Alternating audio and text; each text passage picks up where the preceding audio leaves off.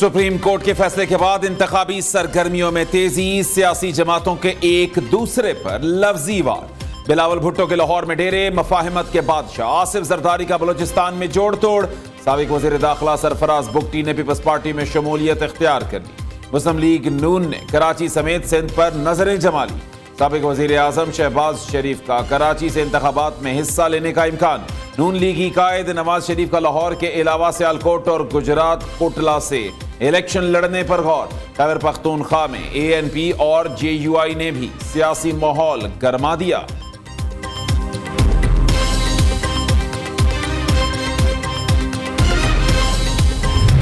तारीख हमेशा अपने आप को दोहराती भी है। 14 साल जब मैं जेल में था और दुनिया में बहुत कम सियासी लोग हैं इतना अरसा जेल में काटा हो। बीबी साहिबा के गम को भी लेके पीपल्स पार्टी की क़यादत शुरू कि आज मेरी शादी की सालगिरह है। बलोचिस्तान तो पाकिस्तान को इंशाल्लाह दुनिया का बड़ा मुल्क बना सकता है, मगर सवाल ये कि बनेगा सब कुछ प्यार से, बनेगा सब कुछ भाईचारे से, बनेगा मार धाड़ से नहीं बनता। कौमें तरक्की तब करेंगी जब पहले अमन आएगा।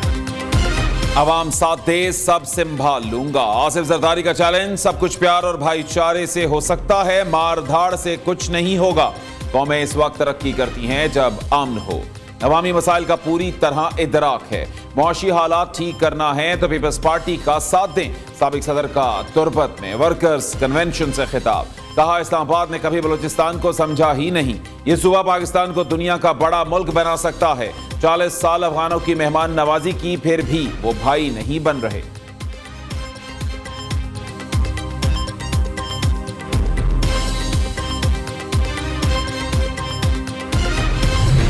सुबह मैं वज़ीर आज़म था और शाम को रात को मैं हाईजैकर बन गया। 1999 में वज़ीर आज़म के मनसब में मैं फायज हूँ और मुझे बेटे से तनख्वाह ना लेने पे फारिग कर दिया जाएगा। ये था मकसद कि जी वज़ीर आज़म को फारिग किया जाए, क्योंकि एक सेलेक्टेड बंदे को लेकर आना था। जो 2018 में हमें RTS बंद करवा के जो हुकूमत लाई गई थी, क्या वो एक मोटरवे भी नहीं बना सकी जो कि सक्खर से हैदराबाद। नाइंसाफियाँ इतनी बड़ी बड़ी होती हैं, हम खामोशी के साथ बर्दाश्त कर जाते हैं, सह जाते हैं। IMF से हमने खुदा हाफिज कहा था।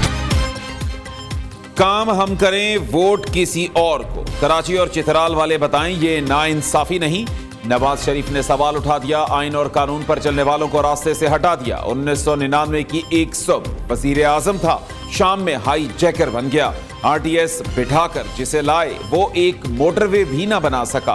सिलेक्टेड को लाने के लिए मुंतखब वजीर आजम को नाअहल कर दिया।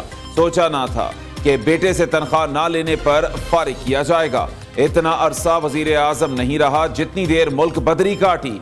नून लीगी कायद ने एक बार फिर शिकवे शिकायतों के अंबार लगा दिए।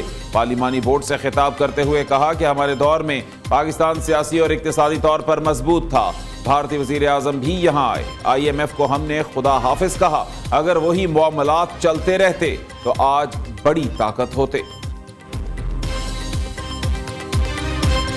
हमारा तो कोई सियासी मुखालिफ ही नहीं, कोई ऐसा सियासी जमात नहीं है जो मैं कहूँ कि ये जमात जो है ये पीपल्स पार्टी का मुखालिफिन है, सियासी मुखालिफ। पाकिस्तान पीपल्स पार्टी का अगर मुकाबला है तो इस महंगाई, बेरोज़गारी और गुर्बत से है। इंशाल्लाह ताला हम बलूचिस्तान के साथ साथ तो पूरे पाकिस्तान में सरप्राइज़ देंगे और हम बिल्कुल मेहनत कर रही हैं। सूबा पंजाब में भी मैं समझता हूँ कि अगर लेवल प्लेइंग फील्ड दिया जाता है पाकिस्तान पीपल्स पार्टी को, ख़ास तौर पे पंजाब में, तो हम अच्छा खासा सरप्राइज़ दिलवा सकेंगे। ये नफ़रत की सियासत अरूज पे है, तकसीम की सियासत उस रूज पे है और हमें इस बुखार को तोड़ना पड़ेगा। पंजाब में लेवल प्लेइंग फील्ड मिली तो जबरदस्त सरप्राइज देंगे, बिलावल भुट्टो का दावा। इक्तदार में आकर तमाम जमातों को साथ लेकर चलने का ऐलान। मुल्क में नफरत और तकसीम की सियासत अरूज पर, हमें इस बुखार को खत्म करना है। सियासी जमातों के दरवाजे मुज़ाकरात के लिए हमेशा खुले रहते हैं। मसाइल हल करने के लिए रवायती सियासत से हटना होगा। चेयरमैन पीपल्स पार्टी की लाहौर में मीडिया से गुफ्तगू।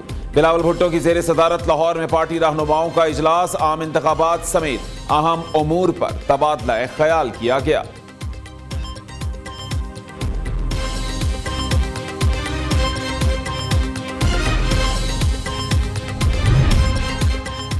सिंध के लोग मुस्लिम लीग नून को एक बार आजमाएं, तरक्की ना मिली तो जो सजा देंगे कबूल होगी, एहसन इकबाल की यकीन दहानी। कराची में मीडिया से गुफ्तगू करते हुए कहा कि मनफी सियासत वो करता है जिसका दामन खाली होता है। मानी पीटीआई 4 साल स्याह सफेद के मालिक रहे, दूसरों को चोर डाकू कहा और मनफी तकरीरें की। नून लीग की हुकूमत खत्म करके अनाड़ी को मुसल्लत किया गया। सिंध के अवाम से बहुत गहरा ताल्लुक है, सियासी इख्तिलाफात को कौमी मफादात पर तरजीह नहीं देनी चाहिए। सिंध में MQM, GDA और JUI से बातचीत जारी है।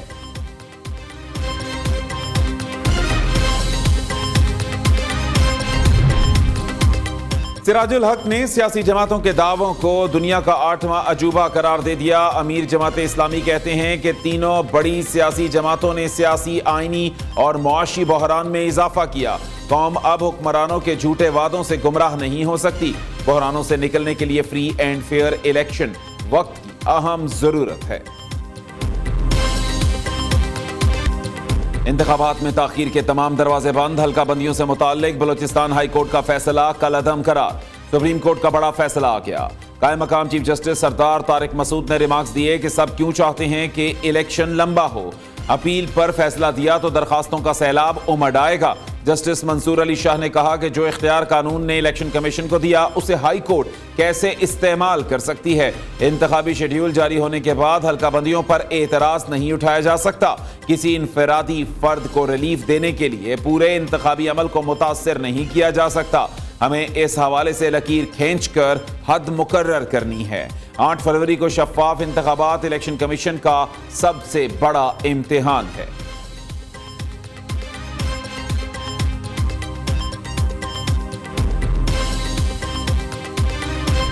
देखो, सर्टिफिकेट इशू करने में पेशावर हाई कोर्ट की रुकावट, जजमेंट जो है वो रुकावट नहीं है।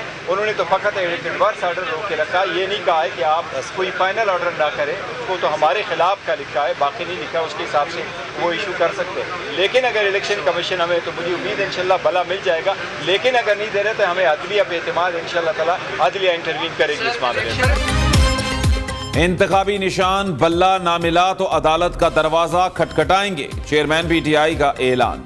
गौहर खान ने कहा कि इलेक्शन लड़ना और इंतखाबी निशान बल्ला हमारा बुनियादी हक है। इंतखाबात से बाहर रखना जमहूरियत के खिलाफ साजिश होगी। इससे हॉर्स ट्रेडिंग शुरू होगी जिससे नुकसान मुल्क का होगा। PTI इंट्रा पार्टी इंतखाबात का रदम करार देने की दरखास्त पर फैसला महफूज। इलेक्शन कमीशन ने तहरीक इंसाफ को 40 सवाल दे दिए। हुक्काम का कहना है कि PTI ने इंट्रा पार्टी इलेक्शन का सर्टिफिकेट जमा कराया। तहरीक इंसाफ को 7 दिसंबर को सवालात भेजे, 8 के जवाबात दिए गए। PTI वकील अली जफर ने दलाइल दिए कि आइन में पार्टी पर छोड़ दिया गया कि वो कैसे इंतखाबात कराना चाहते हैं। आम इंतखाबात भी बिला मुकाबला होते हैं, वो गैर कानूनी नहीं। रुकन इलेक्शन कमीशन ने कहा कि आइन में है कि कानून के मुताबिक इंट्रा पार्टी इलेक्शन कराएं।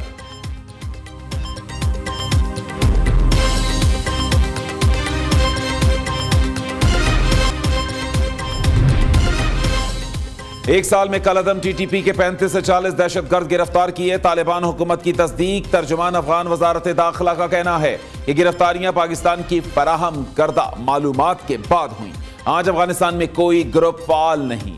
मुल्क की सलामती को नुकसान पहुंचाने वाले की निशानदही करके गिरफ्तार किया जाएगा। पड़ोसी ममालिक से अच्छे ताल्लुकात के ख्वाहां हैं।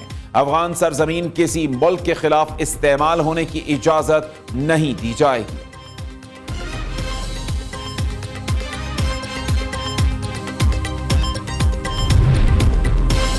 निगरान वज़ीर आज़म का दौरा कुवैत। अनवारुल हक काकड़ की नए अमीर शेख मिशेल अल अहमद अस-सबाह से मुलाकात। मरहूम अमीर नवाफ अल अहमद के इंतकाल पर ताज़ियत की। कहा कि पाकिस्तानी कौम दुख की इस घड़ी में कुवैत के साथ खड़ी है।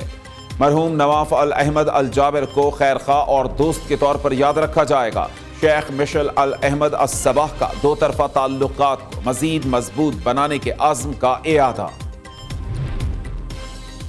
विफाक का गैर कानूनी पासपोर्ट और हसास डेटा की चोरी रोकने के लिए बड़ा फैसला। गैर मुल्कियों के पाकिस्तानी पासपोर्ट्स का रास्ता मुस्तकिल बंद करने के लिए पिका एक्ट नाफिज। विफाकी काबीना से समरी पर सर्कुलेशन के जरिए मंजूरी दी गई।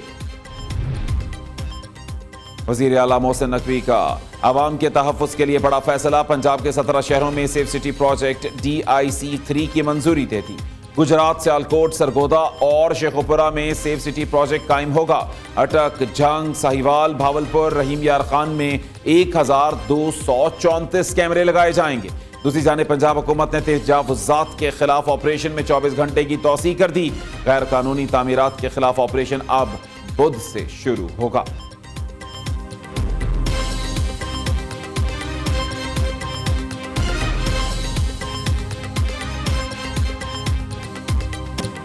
कराची में अलमनाक हादसा, मच्छर कॉलोनी में गैस सिलेंडर धमाका, 3 अफराद जाँ बहक, 17 जख्मी हो गए। रेस्क्यू टीमों ने इमारत को क्लियर करार दे दिया। पुलिस हुक्काम के मुताबिक गैस सिलेंडर की दुकान रिहायशी इमारत के ग्राउंड फ्लोर पर थी। धमाके के नतीजे में इमारत मुनहदिम हो गई। इर्द गिर्द की इमारतों को भी जुज़वी नुकसान पहुंचा है।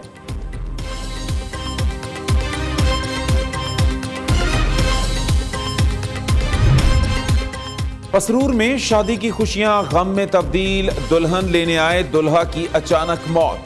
निकाह के बाद दुल्हा हार्ट अटैक से मौके पर ही दम तोड़ गया।